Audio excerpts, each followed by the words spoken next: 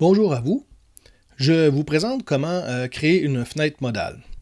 Une fenêtre modale, c'est une interface qui va recouvrir l'entièreté de ma page web.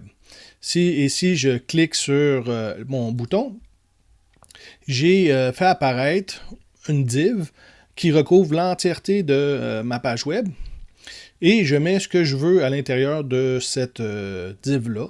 Là, ici, j'ai mis une petite boîte qui me permet d'indiquer que c'est une fenêtre modale, avec un X pour pouvoir fermer cette fenêtre modale-là. Ce qui est intéressant, c'est que ça m'empêche, la fenêtre modale m'empêche de cliquer sur les liens qui sont en arrière de cette interface-là. Donc, je ne peux plus ici cliquer, je ne peux plus interagir avec mon bouton parce que le div que j'ai fait apparaître couvre l'entièreté de la page. Par contre, je peux quand même faire défiler la page. On voit que ça passe en dessous, mais je n'ai plus d'interactivité avec les liens ou les boutons qui sont à l'intérieur de la page.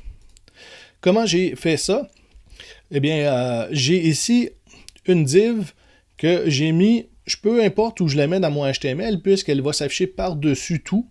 Donc, je vais la positionner en fixe. Donc, j'ai ma div ici, modale, et c'est elle, cette div-là ici, qui a la couleur noire transparente ici, et qui se met en fixe et qui prend toute la place au complet de l'interface. Ensuite de ça, ce que j'ai à l'intérieur ici, ben, c'est ma fameuse boîte blanche ici. Donc ça ici pourrait être n'importe quoi, pourrait être une image, peu importe ce que c'est, on peut mettre ce qu'on veut là. J'ai quand même mis ici une classe fermée. En fait, compte, c'est mon petit bouton que j'ai ici. Bon, c'est le bouton close, c'est un icône.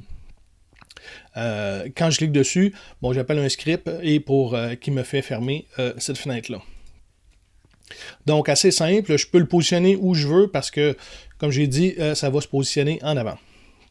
Si je regarde dans le CSS à quoi ça ressemble, ma fenêtre modale ici, ben, elle est positionnée en fixe, ce qui permet de faire défiler ma page, mais l'élément va rester à sa place. Et je le positionne en top 0 et en left 0. Dans le cas de CodePen, le top 0 et left 0, il se trouve ici. Donc, mon élément vient se mettre ici. Sinon, ça serait l'entièreté d'une page web si c'était votre propre page web. Ensuite de ça, je lui ai mis une largeur et une hauteur. Et cette largeur-là, c'est 100 VW. Donc, c'est Viewport Width. Donc, c'est l'interface, en fin de compte, qui est visible dans notre page web, c'est le viewport. Donc, je lui ai dit 100% de ce viewport-là pour la largeur et 100% de viewport height, qui est la hauteur de ma page web. Donc, en faisant ça, ben, je m'assure que mon div, qui a la classe modale, le div qui est ici, ben, prend toute la page au complet. Ensuite de ça, comme je l'ai positionné en fixe, lorsqu'on positionne des éléments en HTML, on les met sur des couches, donc sur un Z-index. Et comme moi, je ne sais pas s'il y a d'autres éléments éventuellement qui pourraient être positionnés dans ma page.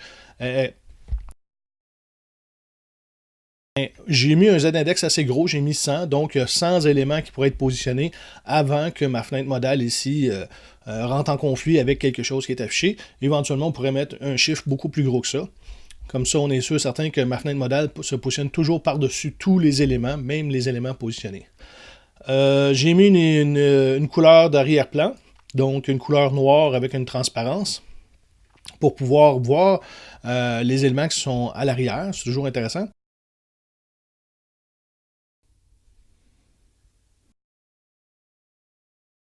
De transformer mon div modal en flex parce que je veux que lorsque j'ouvre ma fenêtre, la fenêtre s'affiche au centre ici.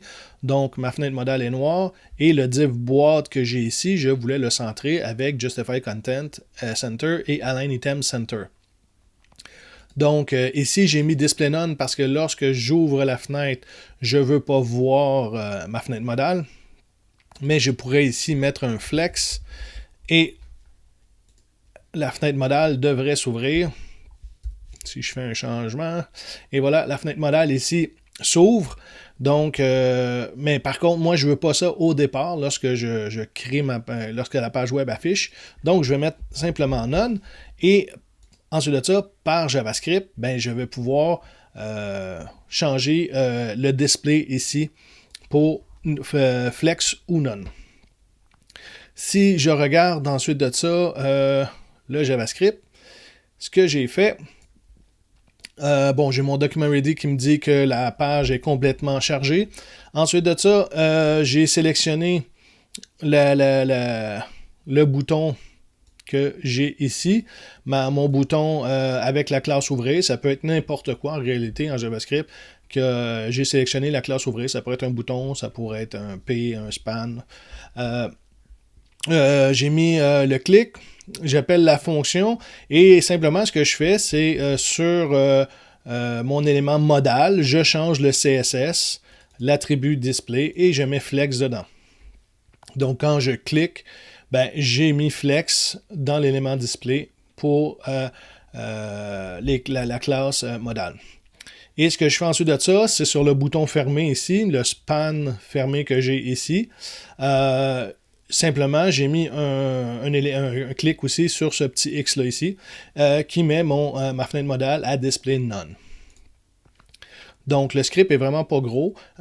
J'ai travaillé beaucoup plus avec le CSS pour pouvoir tout positionner ça. Donc ça me permet de juste gérer un petit JavaScript très facile à utiliser. Voilà comment j'ai fait la fenêtre modale.